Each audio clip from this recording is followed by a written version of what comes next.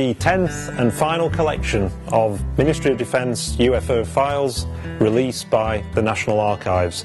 There are 25 separate files of sightings, something in the order of 4,300 pages in total, that you can now download from the National Archives website. And they cover mainly the years 2008, 2009. The Ministry closed their UFO desk and cancelled their UFO hotline in November 2009, and that brought to an end almost 60 years of collecting, analysing, and in some cases investigating sightings of mysterious things seen in the sky. The highlights of this collection of UFO files, the last one, is the build-up to the Ministry of Defence's decision in November 2009 to close the UFO files. And in that month they closed the UFO hotline number, which members of the public had used since 1997 to report their sightings directly to Whitehall. They also redeployed the final UFO desk officer, and they sent out letters to the Home Office and to the Civil Aviation Authority, basically saying that the Ministry no longer wanted to receive UFO reports from the CAA or from the police, and they were no longer going to investigate anything that was reported to them. In this collection of files, there are 4,300 pages and 25 separate files. And the really big year is 2009, because in that year the Ministry received 643 separate sightings. That's up to November, when the UFO desk was finally closed. And that figure was actually it was quite a record-breaking number for the MOD. The numbers of sightings had trebled from the previous year, that was 2008, and on average, during that decade, the MOD was receiving between 100 and 200 per annum.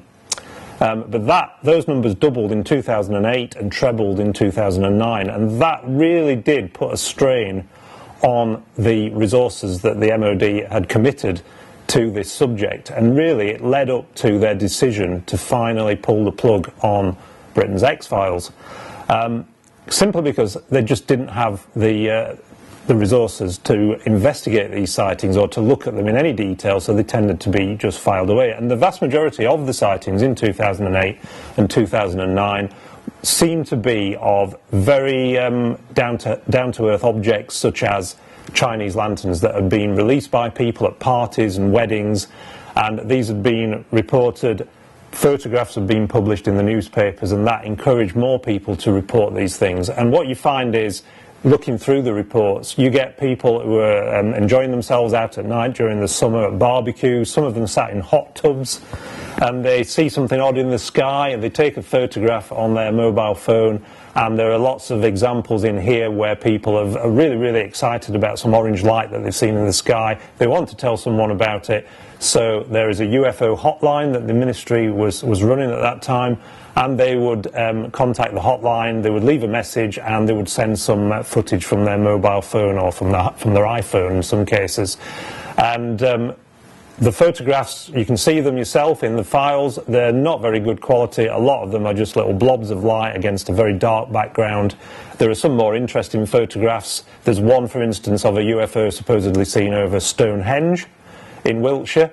But when you actually look at the description of that, you find that in a lot of these cases that people have sent photographs in, they didn't actually see anything at the time they took the photograph. So it's only when they downloaded it later that they've noticed something odd. And then maybe because there's been publicity about sightings in the press, they've thought they should tell someone about it. The vast majority of cases where nothing was actually seen at the time, but then shown up on a photograph, it turns out to be some kind of film fault that's created the image. So one of the really outstanding reports in this set of files is a sighting that was made by a group of soldiers from the Royal Irish Regiment at Turnhill Barracks in Shropshire, and that was in June 2008.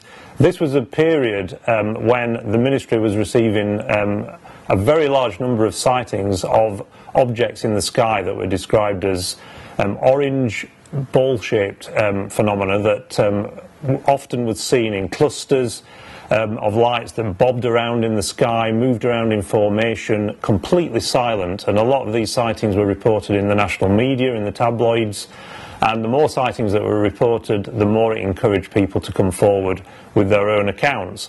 And this group of soldiers, they were out on guard duty at this base in Shropshire, and they saw these clusters of small rotating objects in the sky, and one of the soldiers, the corporal, captured images of these objects on his mobile phone, and he decided to contact the news media, and the story appeared on the front page of the Sun newspaper.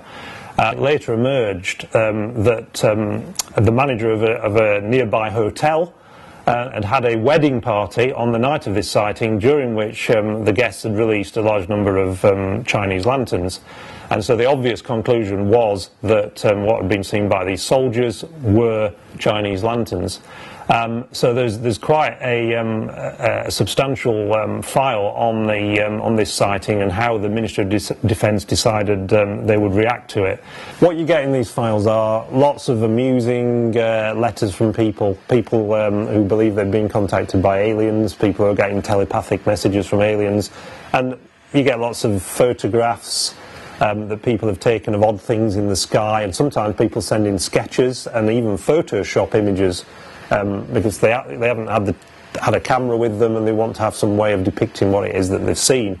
And also, one of the more amusing enclosures in these files is this letter from a schoolgirl that was sent to the Ministry of Defence in January 2009, and she'd been out in the garden with her father, and she'd seen a lot of little flying objects flying around in the sky, and she wrote to the Ministry of Defence, and she sent this little picture of an alien waving from inside a flying saucer, and she was saying, "Please tell me what the truth is, I have a right to know." What you also get in these files are, you get people reporting things, unusual natural phenomena, and this is one that I found particularly interesting, and it happened in August 2009, and this is a lady in Dorset, and she was in her kitchen one night, 9:50, and through the kitchen window came this bright white fireball about the size of a football, and it flew in through the open window and exploded in a flash of white light in her kitchen, and she was obviously, as you can imagine, extremely upset and worried about what had happened. But reading the description, it's a classic account of what's known as ball lightning, which is a very, very rare form of lightning that is sometimes reported, and there are numerous other examples of people who've seen these lightning balls that have actually sometimes come down the chimneys in houses or floated through open windows. And there are examples of people who have been harmed by them and burned, but in this case, fortunately, this lady didn't suffer any ill effects, and she could find no traces of this thing once it had exploded. So she was very, very fortunate. We've now come to the end of this programme of releases for the UFO files, and it's often said about UFOs that the truth is out there. Now, in my opinion, the truth is actually in here, in these files, and I would encourage everyone who's interested in this subject, whether you believe or whether you disbelieve, take the time to have a look at the contents of these files that can now be downloaded from the National Archives website.